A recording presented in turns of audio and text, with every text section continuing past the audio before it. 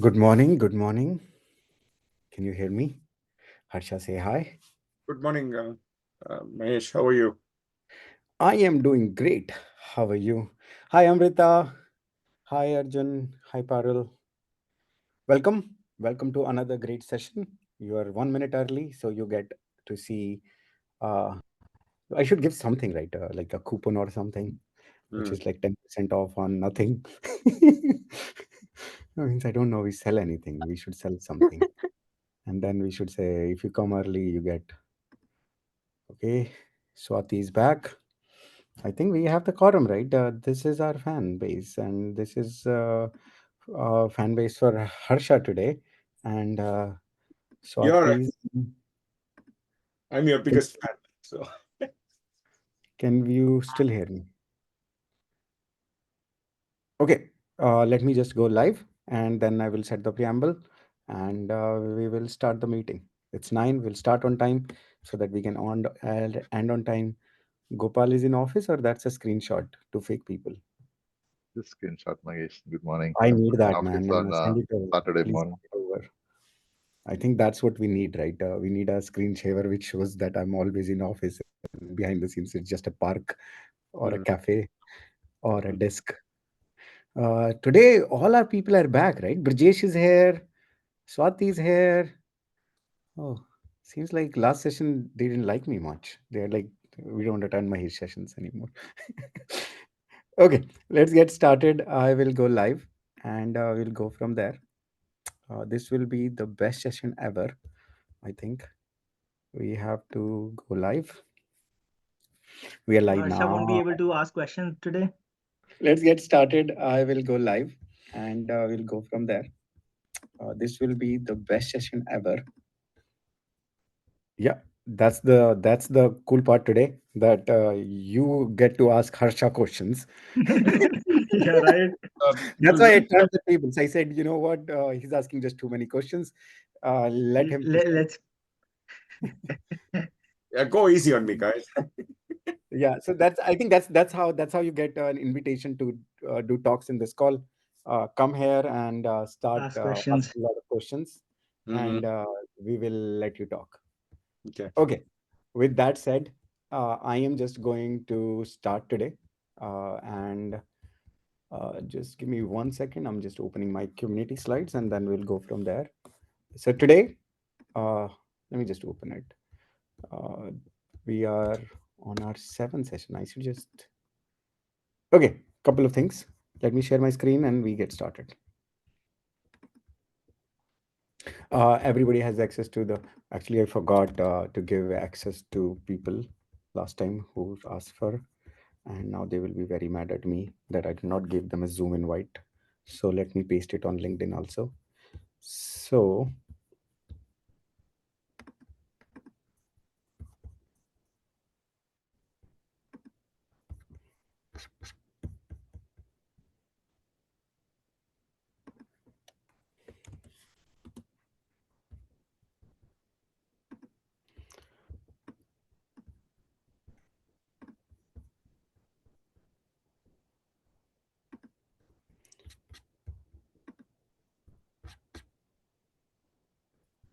uh, okay,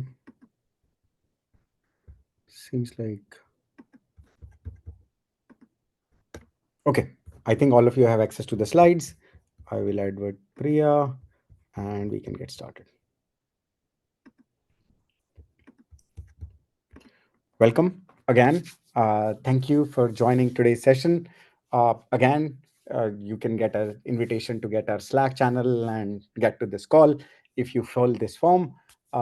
Again, we are doing this pro bono internship. We have chosen two people. One position is still vacant, so I will reach out. And this is from last time. I think next time, let's see if we can discuss. La Yakun, the VP, has challenged few notions around how AI works and what is possible today. And the biggest assertion he has made, which is actually right, which I'm talking about for a while in GenAI, that it's a very basic tool which can just do basic things like write a draft email, which is a very generic and basic. But anything planning or reasoning, it doesn't do anything. How to live in this world or create a world model, the current tech is not capable, and he double clicks on that, gives very good examples. So hopefully we can do that session next time, or we can extend our responsible AI session, this one, how it goes today. So that's the agenda. uh, Harsha, if you can put the links to your slide, that would be awesome. Actually, I have it, I can put it, but if you put it something, share Mahesh, it where with where others. where is this slide? What you're sharing? Where can I find it? They are in our messages. Oh, I'm What do not you in want to do? Slack. How can you paste No, no, in no, no. Zoom? Right now on Zoom. I pasted on Oh, Zoom. okay. Got it. Got it. So Zoom, you can find it. Awesome. Another Mahesh is here, who was in our other cohort. Welcome, Mahesh, to the party. So today we will talk about why we need responsible AI. This is a responsible AI session. If you thought it's something else, you can leave now. We'll talk a lot about responsible AI today. The idea is that there are two or three things I feel personally that actually differentiate or always come up in any interaction that you talk about, uh, AI specific PM roles. And couple of them are, one is data. I think it's always comes across. People want to know how much you understand data. Second is people want to understand, do you understand what is like, how to train or inference or maybe use these models and what are few challenges. And third thing that comes up is how to build these things responsibly. Why responsibly? Because you're trying to make things that human used to do. And when human used to do things, like let's say you're doing operations or you are looking at somebody's health data, then those are regulated industries. You are started looking at people faces and deciding like, okay, who should get in and who should not get in, or where are they today. The governments can use that in 100 ways, but you may be protected by some laws in your country, and if AI does that, then who is liable? So those are major things that came across. Another thing that came across with AI is that it started helping making calls. Should you be selecting for this interview? Can I scan all the people who applied for this role and decide which one to go? And on what basis? Oh, they trained a model on this. The model does these wrong, and this Mahesh and the other Mahesh CVs are not getting picked up ever, because there was nothing like something problem with Mahesh, and now I am never getting a job on the other side. So is that system a good system? Because it's making decisions. And if we have not baked right accuracy, if we have not baked right data, then those decisions are wrong. And how to not build them wrongly is the responsible aspect of AI, where we talk about how to present everybody who we are taking decision in our data. We talk about how can we make safe systems which doesn't hurt humanity or doesn't hurt their users. For example, chatbots can tell people how to go and prepare for a suicide. Is that the right thing, right application for a chatbot? It gives a very precision answers of how to kill yourself. Is that the right thing to do? And if yes, it's possible by technology, and we can say, only argument we can make is that yeah, every good thing has a bad aspect to it, and that's all. Or we can say responsibly that we will put a guardrails in our systems that they won't do these kind of things. Then we will create teams around them, which are, people call them red teams, or things which checks for those things. And then we ensure that these things are not built in a wrong way, and that is called the responsible AI segment of this. So that's the preamble. Today I have awesome Harsha, who has prepared awesome material for all of you. He has even written a white paper that he will send for you to go take home with, read with. We were playing with the idea. I don't know, maybe raise of hands if you like this idea, that we were thinking that we should meet like 15 or 20 minutes before the call, or optional, and read what we're going to discuss.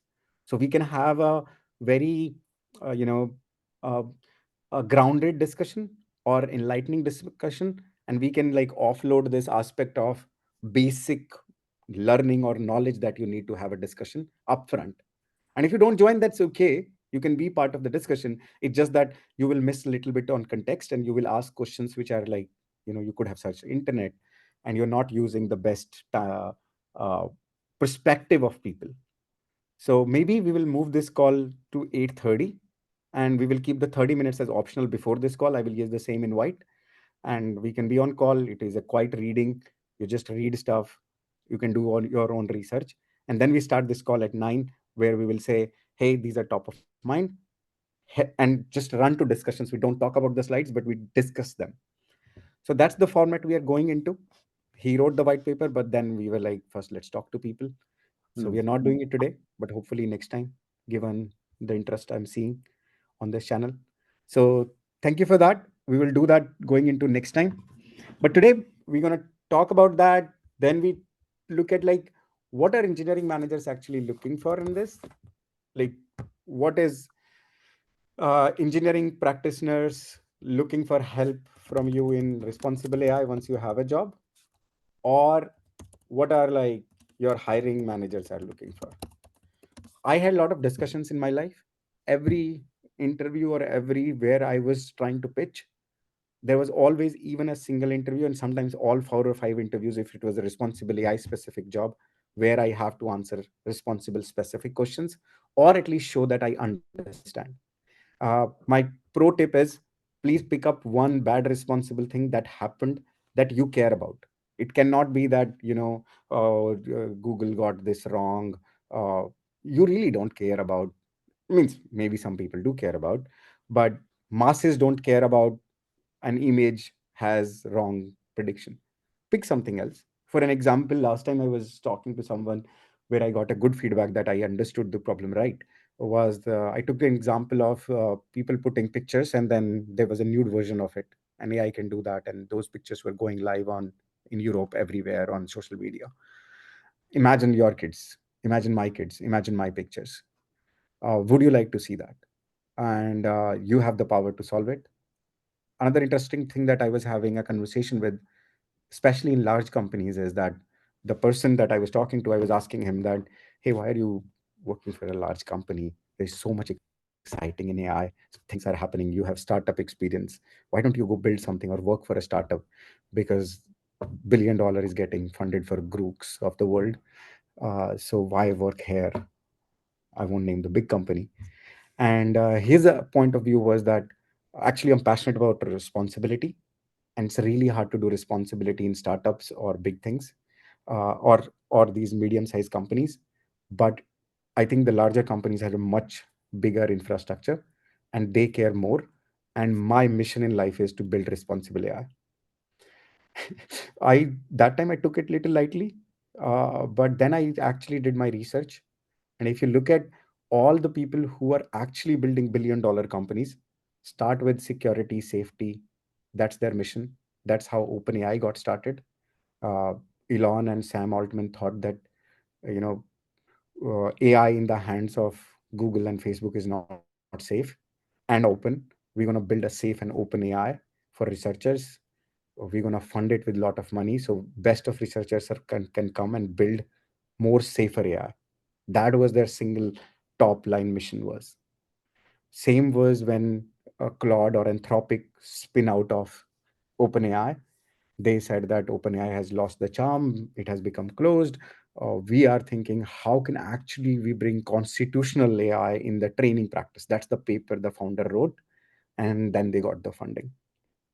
Same is uh, Mustafa, who started Infliction, and he has the same vent that AI is not going to be safe.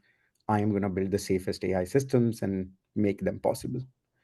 So if you are entering this field today, or if you are in a company building AI stuff, taking AI from the responsible angle and thinking deeply about it, and thinking where it makes sense, and having a mission to build AI responsibly will take you in a very make you win in a very long run. And today we're going to open the box. If we need to discuss more, we will spend more time in next few coming Saturdays. But at least my goal is to make sure we all understand and have tools and know the limitations and do the right thing at the right time.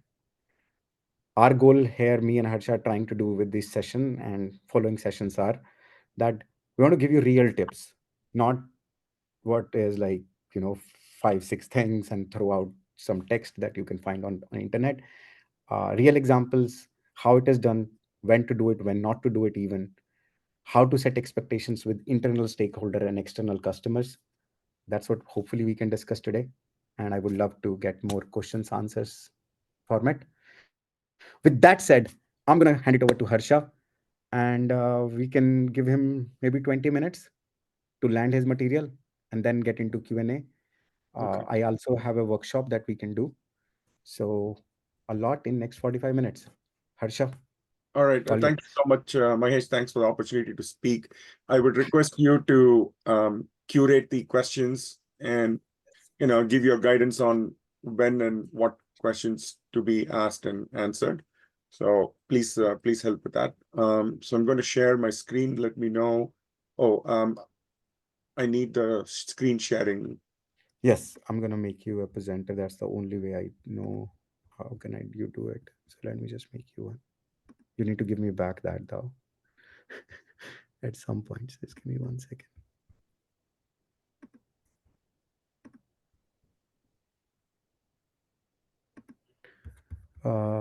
Harsha, you are the presenter now. Okay. And I'm gonna share my screen. Please let me know. Okay. Can you see my slide deck? Yes, Yes. sir. Okay. Can you see it in presentation mode now? Yes. Okay, got it. All right, I'm going to start. So the focus of this talk is on responsible generative AI. And why generative AI? Because that's the new AI hot thing on the block, and it comes with its own challenges. So there's responsible AI and responsible generative AI. In the next 20 minutes, I love to shine the spotlight on that. What is it about? What is the like Mahesh said, it's a new career opportunities opening up. It's a new niche field and a new dimension in the AI product manager career path, and then share some insights from practical experiences which I have faced. And then I'll present a novel approach to doing responsible generative AI, where we have explored the marriage of AI and blockchain, and how we can address some of the issues and have a possible solution approach. So as I go through this, as I said, I'll leave it up to Mahesh to curate and about the questions and when to ask. So we'll go with this. So when talking to Mahesh, said start with a story about how you got into this thing and relate to the audience about a practical thing and how you came about. So let me rewind about a year and a half ago. So I was working on this project for the government of Abu Dhabi. We were doing solution for making smart cameras, that is infusing AI capabilities into the smart cameras, specifically for detecting fire and explosion. Now, this started off by the need to detect fire and explosions in cell phone towers, electrical grids, and other vital communications infrastructure. The weather there is very hot and dry, so the chances of fires happening was very, it is very possible. And working on the solution, this was extended to the oil and gas pipelines. So that was the intention there. And frankly, at that point of time, the word responsible was a little bit theoretical. It was more like in the academic interest and things like that. So practically, how do we do it? And especially in an initiative like this for a very large client, but the initiative was very small. So here, the first challenge in this solution is getting real life data is very tough, right? Now, the data instances of actual fire and explosions thing is not that much, as you can imagine. And we cannot go up blowing things or setting things on fire to get data. So the first challenge we face is the lack of real data or enough quantity data, quality data to train the model data set.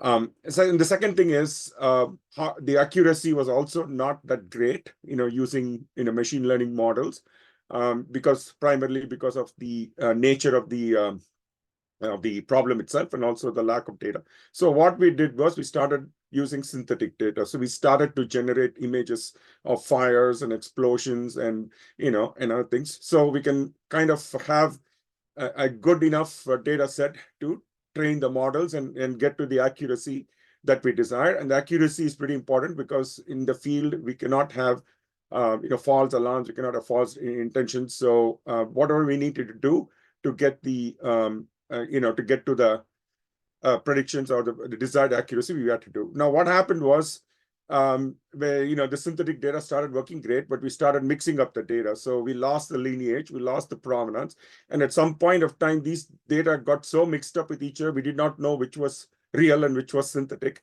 And it all went into the same model, and the model did not know the difference, and it started predicting things. But when we had some, instances in the field where, an alarm was sounded and we needed to go and explain why it came about, especially when there's a false alarm, it was very hard to trace back to say, this was why it happened and, this is and tracing it back to the data set. So needless to say, we did not have any idea of how to do, we did not approach it in a very responsible way. And retrospectively speaking, we should have done, so that we could, we could achieve a few things, right? We can say that if the alarm was sounded or it detected a fire and explosion incident, it is trustworthy. So even if, let's say, if it's in a remote location, then we can the idea was you can be sure that this is a good thing, and then the confidence in the machine learning models itself to see that whether it was trained on the best and available data. And then in the case of false alarms, why did it happen, and explainability. So these are all lacking, and this is where I realized that there is a very fertile area for thinking about responsible AI and implementing it. Now, generative AI, responsible AI is becoming a need of the hour. Let's take the case of OpenAI's new voice engine, which supposedly clones your voice, and then you can create voice samples. So this has a great potential of misuse.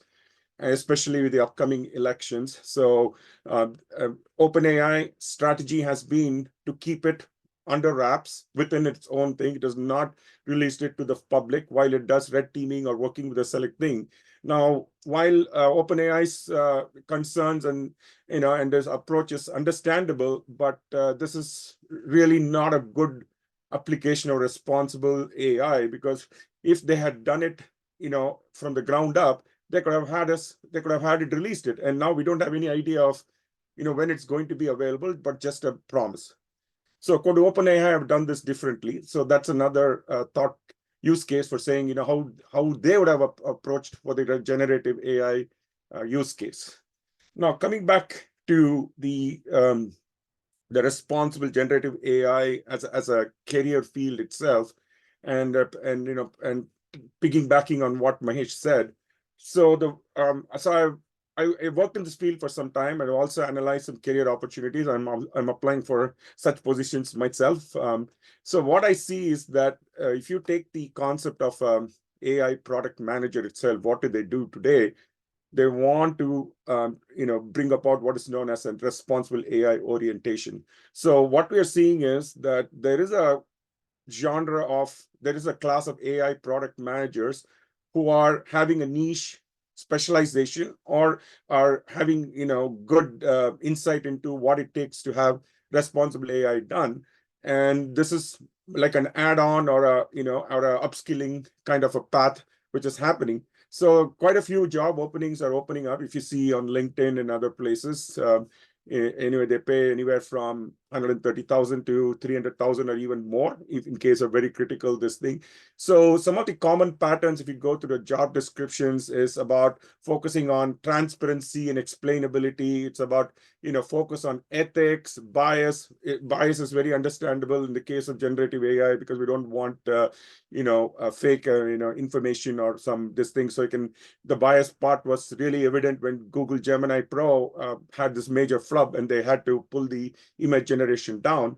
And then, of course, the classic focus on data privacy and security. So it's an evolving career field, a lot of things to do, and a very fertile time to get into this orientation, understand what it's about. Maybe as Mahesh said, maybe come up with get into a use case, or be a champion for promoting responsible AI practices in your organization, and then come up with a new persona for yourself. So when we talk about responsible AI, I've just broken it down into a simple equation. It is a combination of ethics and explainability. So you want to do things the right way, and then you want to be able to explain why you went this way, and what are you doing with your own AI solution. So there is a classic responsible AI framework, and it has the dimensions of fairness, transparency, privacy, security, accountability, and inclusiveness. So I've taken that and broken down into two sections. One is the ethics part, one is the explainable part. And when you marry these together, you get the sweet spot where we think responsible AI is going to serve very well. And when you move into the responsible AI orientation into practical work and in AI products, so that's where you've got to be thinking in the AI product manager hat of certain things like human-centered machine learning. You have to keep the human part very much in the at the top of your mind, and make sure it works well for the human and human users. And there is the part about explainability, as I mentioned, compliance to rules and regulations. So this is an ongoing process, because a lot of the laws, a lot of the regulations are still evolving, and the focus of security and the ethics part. So that is well understood. But again, marrying these two and coming up with a consolidated framework or a mindset is very good for the responsible AI orientation. So a lot of us will know that there's a lot of risk involved with AI products, especially the predictive AI products. But when you come into generative AI products, Bain Consulting did a study and said it introduces a whole new genre of risks over and above what we already know. So they call it the new risks and augmented risks. So the risk component and the risk factor is becoming really very interesting and even more important. So the mindset of looking at risks, the mindset of risk management, and doing it upfront, even from the ideation stage, is now becoming very important with generative AI products. And in my opinion, if that mindset is not there, and if you have the mindset by saying, oh, let's do the product and let's worry about risks later, there's going to be some insurmountable challenges that can happen down the road, and we may not be able to handle it in a way, or we may have to pull out the product and do something. But if you think about this in a smart way, think about this in a foundational way, we can basically take AI products to production, generative AI products to production, and have it working well, and then have the trust factor coming from the public and the end users, and then there's a good experience with the product. Now, if you take Google Gemini, what happened? They had to pull it out, and people are asking, how can a big company like Google pull it out and then and not figure out that there is a obvious problem in the bias here, and then they have to bring it up again. So there's a little bit of a trust factor that went down, and people asking questions that, in my opinion, could have been avoided. But anyways, we all learn through things. This is such a new area. We can only learn and and adapt. So in the responsible AI generative field, and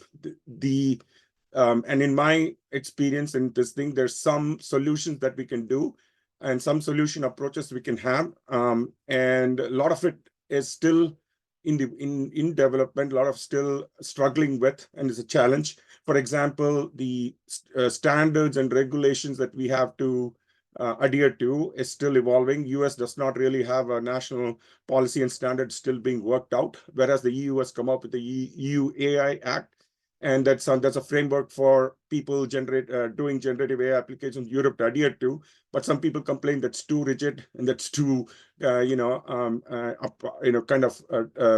complex and things like that. But the things that we can do while as AI product managers is to work towards explainability. Now, if you think of the AI products as having the components of machine learning, and it's a black box, we can try and make it unpack the black box and and test it out thoroughly. So this is something that I have adopted, testing out thoroughly, and I'll explain to you how it's going to do. And especially when using synthetic data sets, and then do the data part very clearly, the labeling of the the data sets that go into it, especially if you use AI generated content, and then the accountability so that we have the provenance and the lineage of what we put into the machine learning, how we did with the algorithms, the parameters, the weights, and this thing, and then have some clear idea of what the outputs are. So this is the the part where we do it from beginning to end, and the mindset that we need to have this explainable, well understood, and then make it trustworthy for the end users. So this is the time when I wanted to introduce some novel approaches to responsible generative AI. And quite a few people have come up with frameworks. Microsoft is a very company that has done very extensive work on this. They have this whole framework. Google is very much, if you look at Google's blog, they talk a lot about this. But one unusual area where I have gone and explored is the use of blockchain to address some of the issues. And there are three particular areas where it seems to hold promise. Now, this work with blockchain, I'm doing this with a company called Casper Labs. I'm a part-time, I work part-time for Casper Labs as an advisor. And Casper Labs is a joint initiative with IBM, where they're taking their Watson.governance blockchain platform to responsible generative AI, and done some quite good solutions in the insurance area. My thing is to come up with how we can take this and take it to different use cases and have an approach of scaling this up. So the promise of blockchain, especially in a use case that I'll show a little later, is a focus on the data. So here, if this particular, let's say if I have a particular synthetic image that I've used and it doesn't work out well, I can actually roll back. I can roll back the entire process. I can roll back the data itself. So that is a promise from the blockchain thing, because it allows for this, the lineage, it allows for the smart contracts and the transaction thing here. And then doing the transaction history with blockchain, I can get to the when and why, right? What happened? Why did something come out that we didn't we didn't want to, and then have the traceability and the lineage back, and I'm not a blockchain expert, but I understand that you can do all the transaction history with the with a proof of stake capability with a blockchain platform, and then again focusing on what kind of a data cost, what problem, and and this thing. So this promises what is called ethics by design with an ethical mind. So we really want to have end AI application which is which can say, hey, tamper proof, we understand how it works, we understand the things process from end to end, and we this is where the explainability will really come out, and we are in a confidently say, this is how the AI application works, or find out the root causes of when it didn't work as intended. So I'm working with another company called Core Actions. It's a startup which is doing some excellent work in driver drowsiness and distraction. So I'm promoting the integration of Brave.ai, which is the product from Casper Labs. And this is the blockchain generative AI platform. So for the driver drowsiness detection system, the coming back to the familiar topic is to use, it's very important to quickly and very early and with a lot of accuracy detect if a driver is sleeping or is distracted, because this is, we are talking about human lives, accidents. So in order to have a very good prediction model, and currently the challenges are, again, getting good data from actual drivers is a challenge, but it's doable. But the accuracy of the model just flips. Sometimes it's good, sometimes it's not, and there are so many other scenarios in the real life field which causes unknown and unthought of this thing, especially in the driver distraction.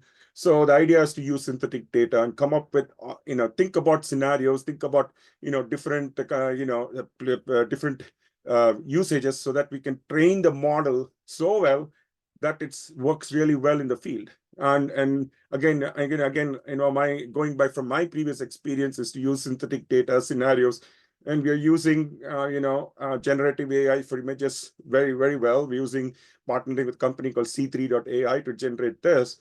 But but the end result, the end benefit that we think will come out is roll back some images if that's not proving to be good, or it is affecting the model evaluation metrics, their precision, the recall score, and everything. So we have the ability today to introduce new data, enhance the product, but also roll back things if things don't work out. And then with the blockchain introduction, we are seeing that we can really have a transaction record going back. We have the immutable transactions, which actually is every step of the machine learning model pipeline.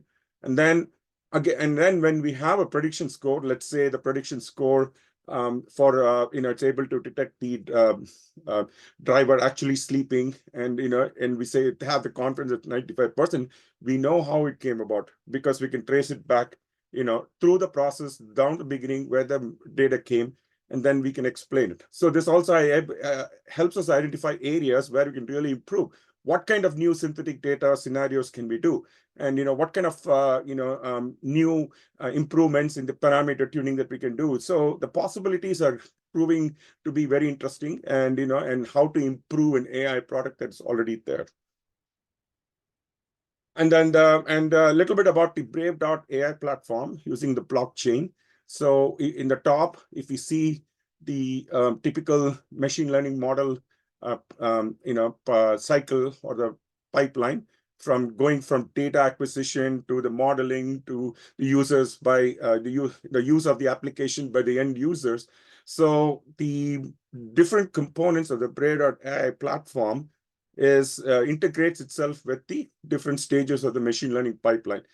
In the data processing side, when we introduce synthetic data, there is a capabilities to do the debiasing upfront itself. So we won't see any bias magnification or discrimination kind of thing when go forward. In the training part, you have the insights into what kind of the parameters were really done, how are they set, and what kind of tuning they were done. So those kind of the approaches and information is clearly documented and transparent.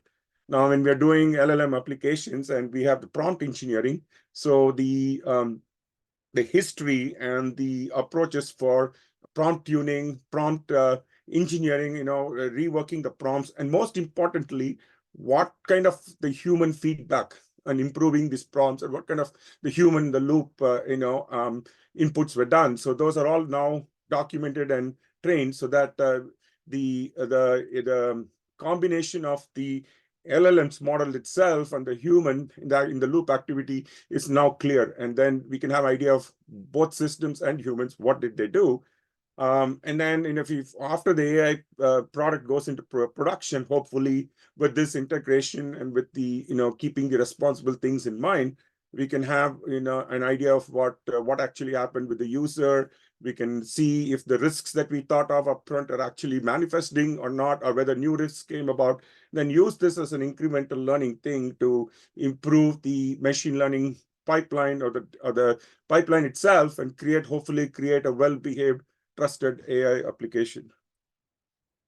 So the main, when we think about integrating blockchain, and then this is the viewpoint from IBM, is that there are 4 dimensions to getting this, and the most important is trust.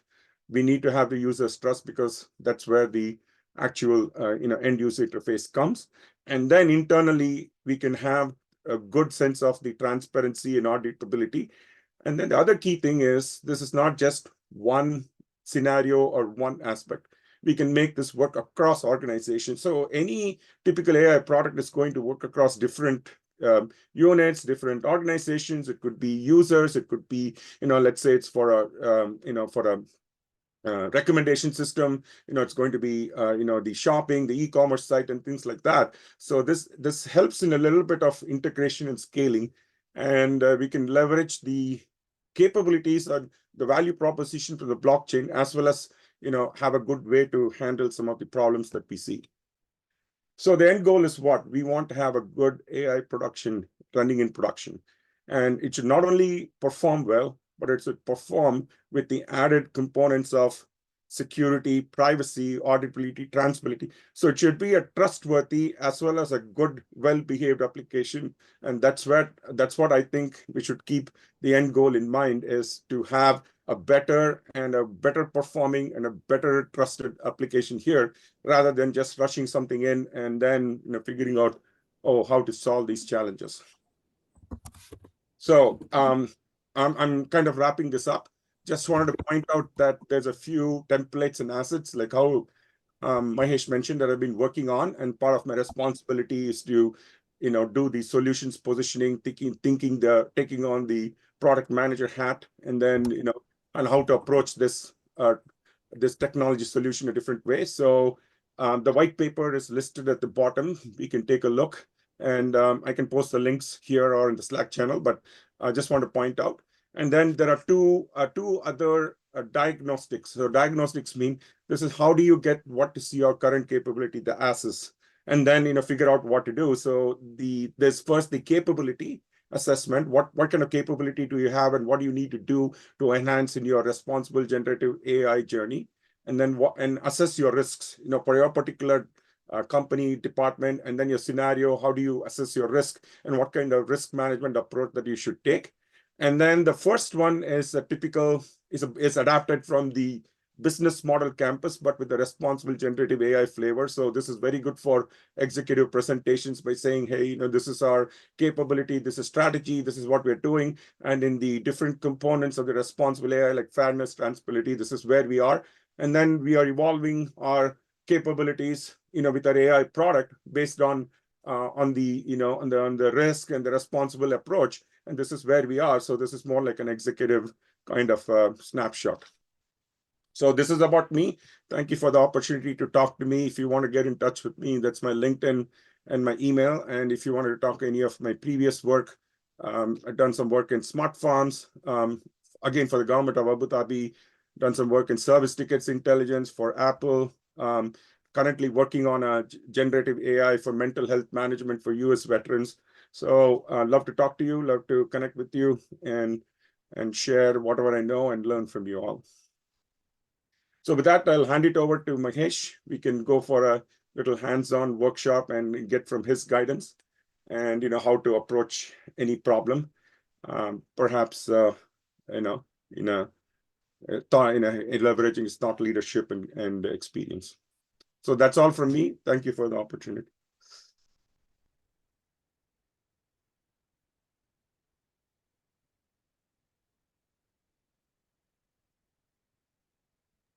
Hello? Yes, you are on mute.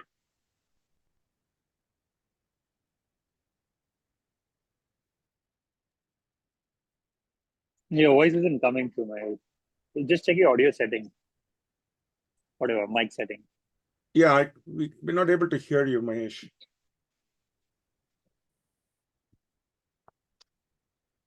I know how to fix it though. Oh, yeah, got it. It happens in between sometime. Valentina has questions. I will give Valentina a chance. I think before we go to workshop, let's just have a Q&A session. Have a candid Q&A session. I think it laid down a foundation of what responsible AI is. Let's see what it means. I have some questions for Harsha, but Oh. before I go, Valentina, go ahead. Thank you for joining.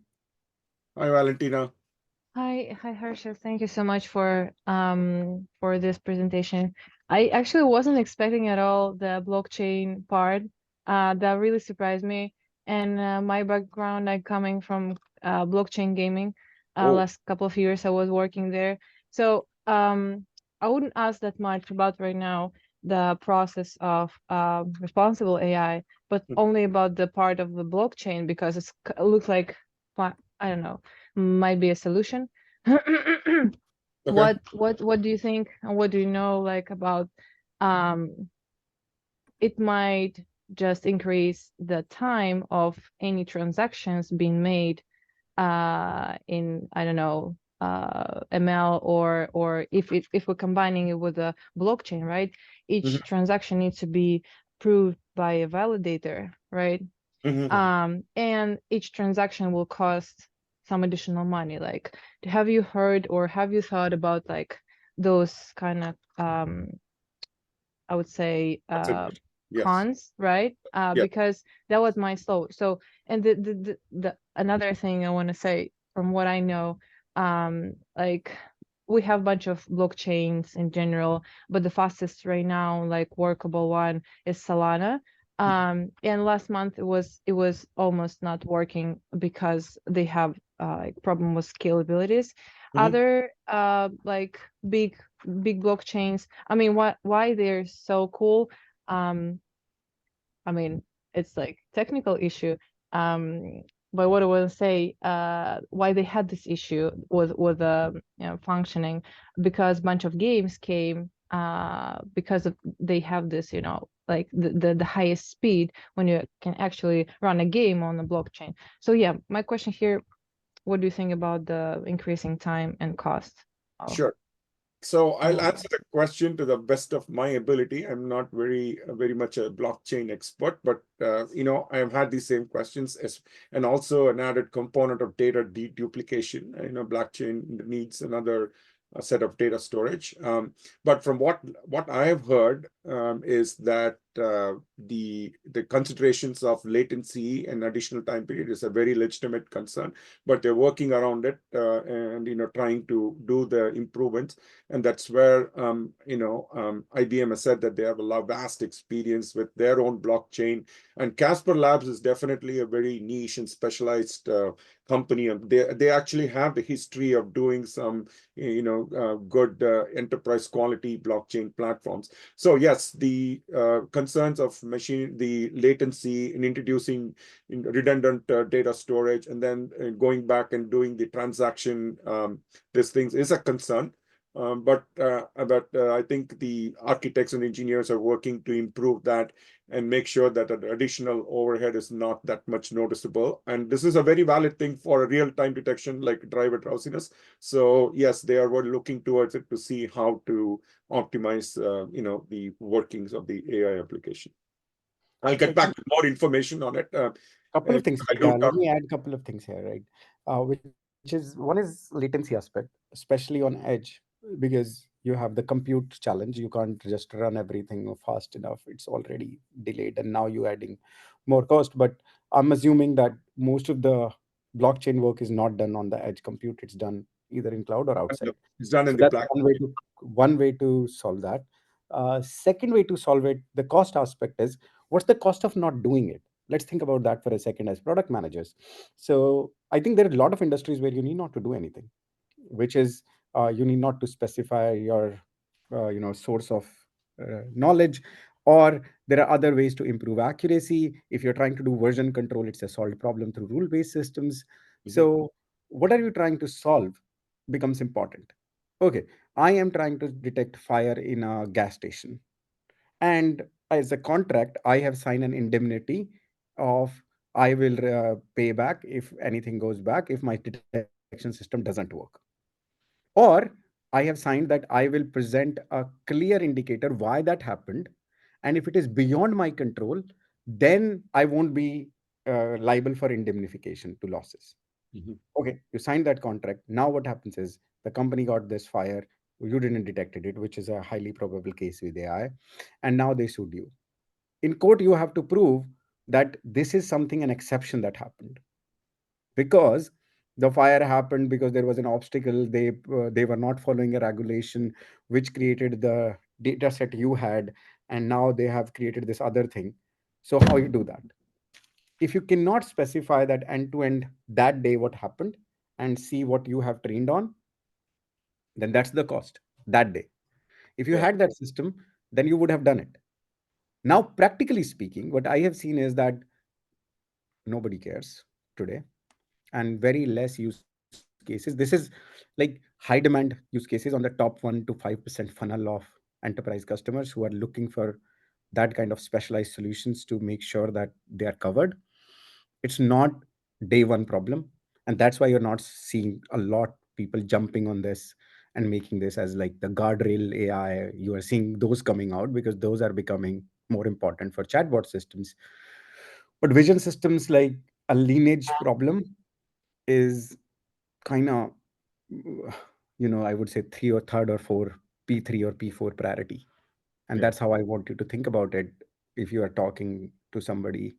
That's my take on it. But yeah, that's Thank you so much. That was and your insight into edge use cases is fantastic. So Valentina, I just recalled a couple of things. So as I said, one of the industry focuses on insurance and insurance claims and removing all kinds of bias and any other thing. So there, it seems that the latency or the additional overhead with blockchain is not a big factor, like what May said. You can claims and you have some time to address the claims and do the claims analysis.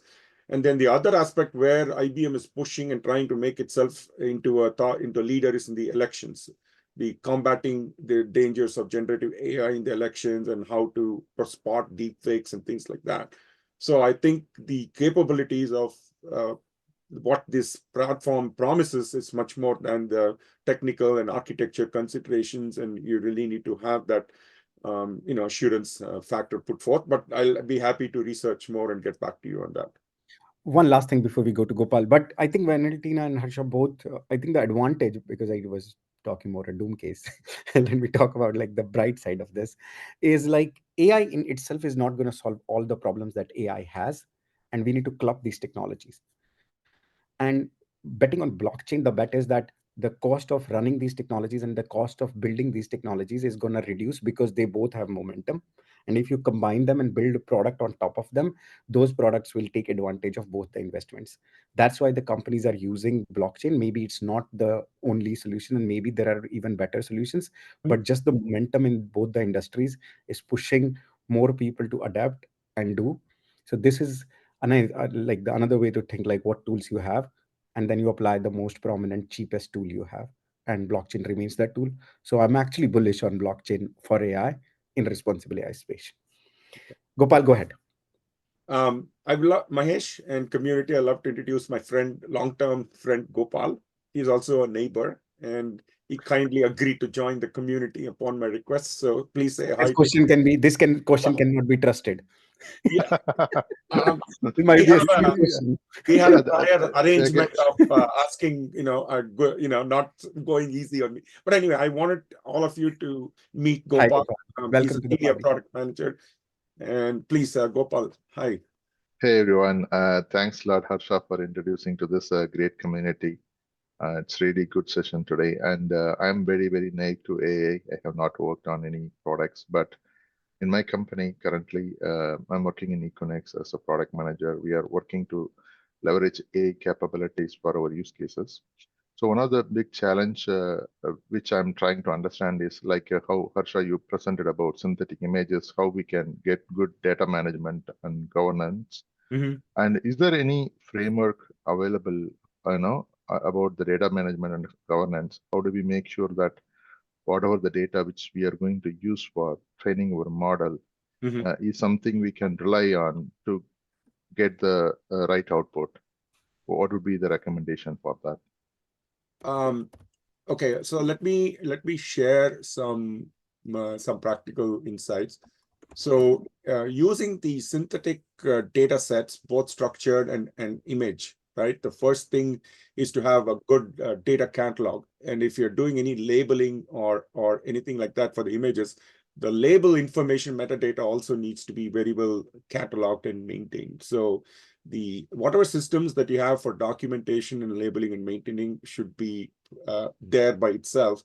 And this is outside of any other considerations like what we talked about, like blockchain. So standard data management practices of documentation and management of data with catalog metadatas, database structures, data structures should be there.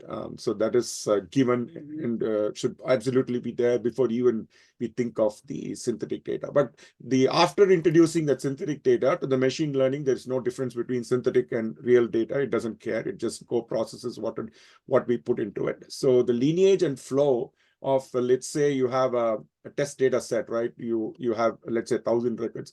So the lineage and flow of each of these records, and maintaining the clear ID, identifier, and the provenance where it came from will really help in figuring out how the proxy metrics from the machine learning comes about and how different data sets. So here we have the chance of experimenting with different data sets, right? And even creating validation data sets, mix and match. And then with a clear lineage and identifier, we can clearly come out and say how the use of synthetic data really influence the machine learning performance and a model, right? So we could even do control where we have only synthetic data sets or no data sets without any synthetic data. So the possibilities of experimentation are very, it's very tantalizing, and we could, but the key here is that we could really tune our machine learning algorithms or even switch out algorithms on the fly, different models. You can go from, I don't know, YOLO to to convolution neural networks on the fly, and then figure out, what really works for a good prediction in the end. I hope that answered your question, Gopal. Yep. Thanks a lot, Harsha. Nice to see you, Gopal. My Yeah, take on this is same there here. are libraries like I put a link for Fairlearn. I also put a link for each one of them, like what Microsoft has, and you can take GCP same way and Azure. So basically, how they do it, let me tell you like how it is done on ground is these tools. What they allow you to do is that they look at your data that you are putting in, and they can plot a graph of how much data it is there, which from your users it can see the data, like what kind of data you're getting. Let's say images, right? And you're basically bringing face detection. Then this library can plot a graph which says, hey, I am getting this kind of faces, which are, let's say, brown faces, black faces, white faces, but in your data I'm just seeing white faces. And it brings automatically, it creates a dashboard for you and shows you those gaps. Then as a product manager, you can figure out, should I present a message saying, this only works for white people, by the way, and it doesn't work for brown people. But you can message it, and then behind the scenes, you can work with your engineering. But bringing that transparency and how to take it practically allows you to do that. Another things that people are doing is that you can actually batch some data in the beginning, and then you can watch as you manage your data. You can label your classes, and before when they train the model, they can automatically generate new label data, which is making the balancing of multi-class training. So let's say you have classes in the same face example, white people, white women Mhm. with blonde hair is a class in a white women category. Right, right. And now if you have 10 images of that and 10 images of white women, you have one image of a brown woman in with hair, then automatically they can generate 9 synthetic images for you using another tool that they have. So they can balance these multi classes, which is like first the classes of male female, then inside that different categories of color, and then inside that hair without hair, glasses not glasses. So these libraries actually allow you to do that automatically and implement these practices on ground. I highly recommend you to just read the responsible AI section of any machine learning platform on cloud, start there, or just go to Databricks, which is an open one, which also should have something like this. Databricks. Yeah, Databricks is. You take it more over Slack. Okay, We that's have great. 3 more minutes. Let me take some logistics Eh, things because this is the most interesting thing, and we should have a Q&A, extend it next week. I think we should do a responsible AI part 2. We should talk about, I will talk about how to think about responsible AI as a product manager, because it's not one rule for everything. I think it's more than that. I have those questions for Harsha, Mhm. and we will unpack that. We'll also unpack what the US law means in AI, what is Oh, AI Act means EU. I think we touched on it today, but mhm. that's becoming a de facto that needs to happen in your product. And what are Mhm. the consequences? What does AI mean Mhm. for EU and US? That also needs to be discussed. So let's double click on those things in next session and Mhm. then do the workshop, if that's okay, so that Absolutely. today we have this like nice time and think through this. But that's coming next week. Other than that, what's happening? I'm launching a course on Maven. Yeah. You really need not to do that course. If you think you're getting everything in community, please continue. This community will always be there and it will always be free. Mhm. This is a course that will start from very basics, walk you through everything that I know, and also train you on the patterns of AI, generative AI, like what is RAG and actually hands-on notebooks, but also not focus on that. That's optional, but also show you like what are the challenges and how to bring a rank-based system to your products, and what as a product manager you should be doing in bringing the right requirements, making sure that it can go to production faster, and put evaluation on these systems. So it's a very practical approach that I am taking. It's very different than what I did in my last cohorts. I'm rewriting everything. That's why it's taking a little bit of time. We're planning to launch it on 15th May. If you're interested, watch out for my LinkedIn. I should have a form out hopefully this week, and enroll if you like it.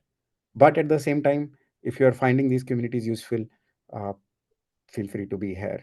I really don't have really big goals for that. I'm just trying to get a cohort of 40 people at the max. Beyond that, I will never take more cohorts. That's my goal. But I want to keep one group together so that I got a little bit asks. Me and Priyanka discussed it. I said people don't need really a cohort, but now people are pinging me behind the scenes. So I'm going to offer that as well.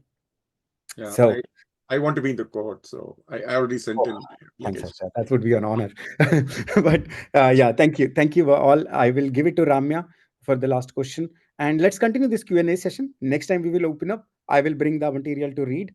We'll have 30 minutes to read, and then we'll continue our discussion. Okay. Okay? We'll Okay. read the material that Harsha has set up. Harsha, if you can put the links to your slide in the chat, that would be awesome. And Yeah. last question for Ramya. Hey, Mahesh, how do you get on a Slack for this community? Oh, Mahesh, just ping me. I will add you, man. Sorry if we have not added you. I need to do that logistics, Mahesh. Thank you, Ramya, Mahesh. go ahead. Ramya, Uh, you go. can you hear me? Yes, we can hear you now, Ramya.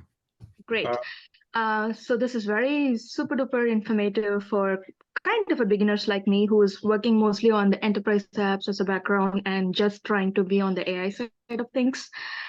For me, the fundamental question is like, say, there are so many models that we would be trying to incorporate. Say, for example, a company might have terabyte to petabytes of documents, and say all of a sudden we wanted to have a prompt kind of an engineering on those documents. And we will be using any kind of data models on top of it to learn and train and process the output. So in this mechanism, how much is the security comes into picture? Is there any way that the processed information is going outside of the company? Let's say if I'm using any Google product to train or any other AWS product to train or any other third-party products to train my existing contents, what is the security or guarantee that I'll get? Okay, my intellectual properties are not compromised through this process of adapting to AI. Let me rephrase the question, and then Harsha can take a first shot at it, and maybe just confirm, Ramya, if we got it right. The question is, the question Ramya is asking is, okay, I'm Google. I have this all the world's data, or let's take another company. I don't want to be personal on this one. So let's take an example of Notion. So Notion, I have some IPs on how to manage my things. I also trained it on my customer data, who was happily agreed to give me data for train. I had that in my terms and conditions, and they never read it. So I have the rights to read everything they have written on their Notion. So I went ahead and trained something on that, which allows now people to write Notion articles faster. Now, Ramya is concerned that there are few things that Notion does specifically, and also has Notion specific data sets that Notion has. Mhm. And can I hack this system to actually take Notions, how Notion does things, or use this to steal Notion's IP, which is its data, which is its internal data? And now the model is nothing but an abstract representation of all the data it has ever seen.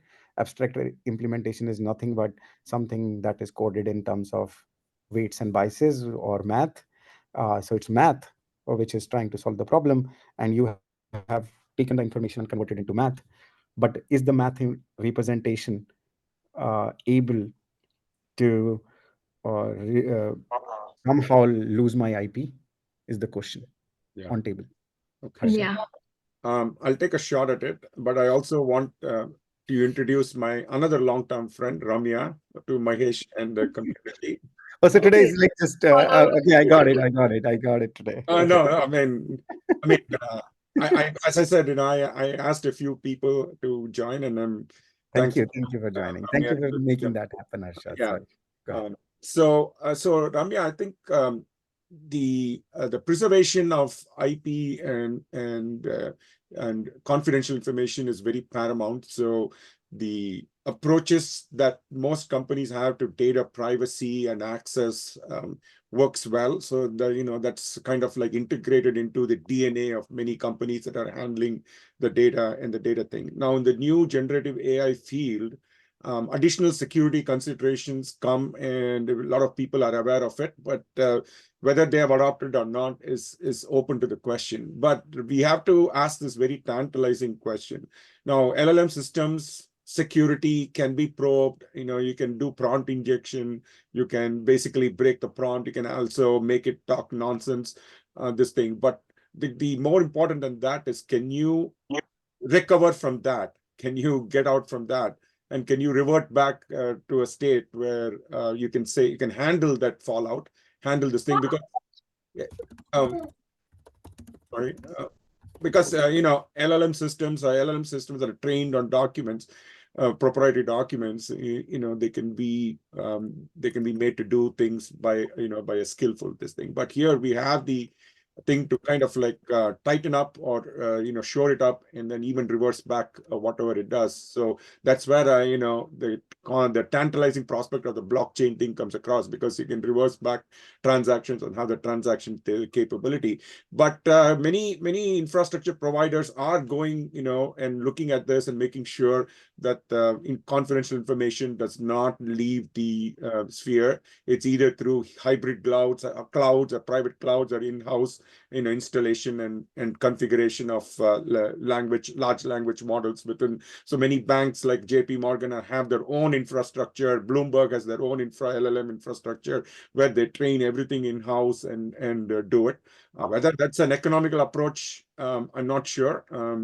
But as I said, the cost of information going out and this thing is very thing, and people also follow best practices while using LLM applications, so that the security and the data hardening, data access hardening comes into place.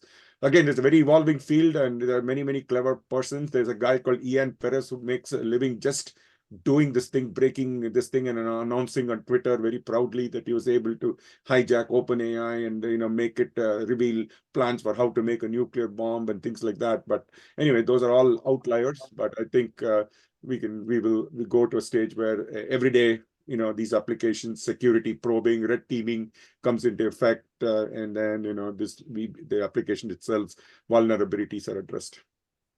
Does it answer your question, Ramya? Yeah, a lot of things are answered. Thank you so much. Thank you, Okay, Ramya. let me try small things maybe that maybe not got answered, or let me take my take on it. So I think one thing that I think about when I was drafting the question, and I would love to take feedback from all of you as well on this, and we need not to do it. Maybe we can do it in next session. That's what I was thinking. Should I open this box now, or should I open this box in next session? I will open the box and leave it open for a week. So I want us to think on this, which is it really possible to get the IP out? And I will give you two things to think on. One is uh, models needs to be generalized. They cannot be specialized on any IP. In our Notion example, if Notion has some IP on how to write good articles or how to think about articles or their own internal documents that they use to train, first, that could not be, that is a very small data set. And then they will generalize it by putting 100 and 1,000 more data sets. That's how it becomes a math equation, which is a model which actually can do the right job. So that layer, that like 0.1% of data that you have an IP on, is augmented with 99.9% of data that has no IP in it. And once it converts to math, the abstract representation has this advantage of losing anything that is IP or specific. So that's what one aspect to think on. Yeah. Second aspect, which is a counter to this, is to think on is, if it is really possible, if companies are going to do this, which is they're going to train on a small data sets and going to reveal their IP, what would you extract from it?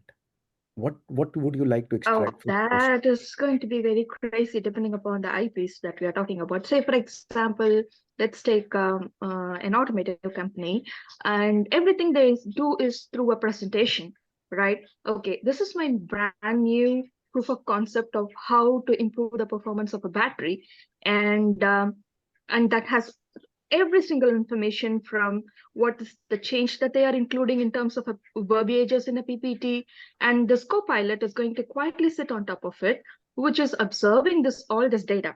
Okay, this is one case. But as a Microsoft, say even a support team, they will have access to all our cloud infrastructure of Microsoft. Say, for example, the whole of Teams and SharePoint and OneDrive and whatnot. And if this presentation is being consumed by this AI, and say some of them had a support person from Microsoft, and that account has the ability to see through this contents on what it is being scanned through, they can just ask a prompt, is there anything new on the battery technology? PPT is being uploaded, and this would show up to them, and that's it. It's a very legitimate and easy way of your proprietary information navigating to another company through something that you can't even imagine that it's been out. Right? Simple use case. Yeah, so I think that's first of all plus one, right? Let's say you are feeding all your IP data. Is there a possibility of leaking your IP data from a generalized model? Maybe. But the what we think about is when we think about this system is there is a human on the other side, like Microsoft or OpenAI, actually looking at this data, which is an assumption I was trying to challenge. It's basically what we are seeing, that IP data of your slides, we as if I, not we, OpenAI, see that slide, but actually that day it saw it. It reads text as text, and then what it saw is that some kind of battery generalization is there, some kind of numbers are thrown, some kind of lithium discussion is going on. That's what it understood. But that day it also saw, I would say, a billion slides and a million discussions on lithium, this and that. And then it took all the data and generalized some equation, which, if asked a question, will use some closest neighbor to answer Mm-hmm. it. Mm. So, how the technology is represented will have an impact. But if you overfit it, which is you take your you take an OpenAI model and you put all your IP information, and then you create a copy of your model, and then you ask a question, yes, you will get the answer, and your IP has every possibility, Ramya, as you pointed.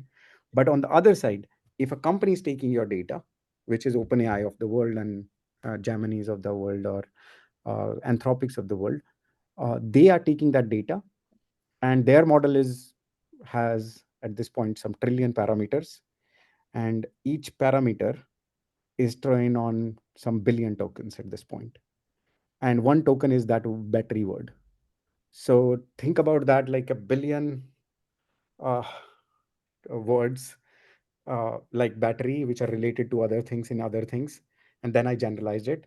And then think about, I have a trillion parameters like that, so billion into trillion, and then I have an equation. So there is a high probability that exact question which you're asking, what is going on in lithium industry, would not retrieve exact information that you had in your presentation slides. It's almost nearest impossible to get the Mm. answer that a human will give reading the slides. That's the thing I wanted to, like, us to think through. But I am not negating what you said, which is, hey, if I'm going to put all my IP data, if all the companies are going to put their IP data around batteries, then if we ask a question, yeah, agreed. There will be some leakage, but all of them will be leaked. And it's hard to map like which one is yours. And it's hard to trust these guys. That's the other side of the problem. They will just hallucinate. So I Yeah. can't trust IP coming out of an OpenAI, and I won't spend my company's fortune on building what latest battery technology OpenAI tells me. So that's how little bit you are protected, but that's how, as you pointed, you're a little bit exposed, and it's a lot of gray in between. And let's unbuckle that gray next time. This time I want to just thanks Harsha, Thank thanks you so Ramya, much. thanks Gopal, thanks all the gang to come here and hijack our call. I No, just kidding. But thank you, Harsha. It's always Thank you all. great to hear from you and learn from your examples. This was an awesome session, and I just want to promise you that this is just the beginning of Responsible AI. Next session will go much more deeper, and we will discuss like actually what it means to be doing responsible AI in production. Uh, how can you handle the gray parts? Where should you be really careful about responsibility, and where you should let your engineering teams go? Because you can't just do this, binary 0 1. You should also have a very sage like uh, approach to responsibility, because you want to innovate as well, like US, right? Like how US is working on the US laws. They're saying we are doing it, but we're not doing it. Maybe we are doing it, but here we are doing it, here we're not doing it. So you need to act like that, and hopefully we'll have an awesome session again. I will see you again next thanks. Saturday. Till Yep. then, bye, take care. Thank you so much. Have a good one. Thanks You a lot, too. guys. Nice meeting you all.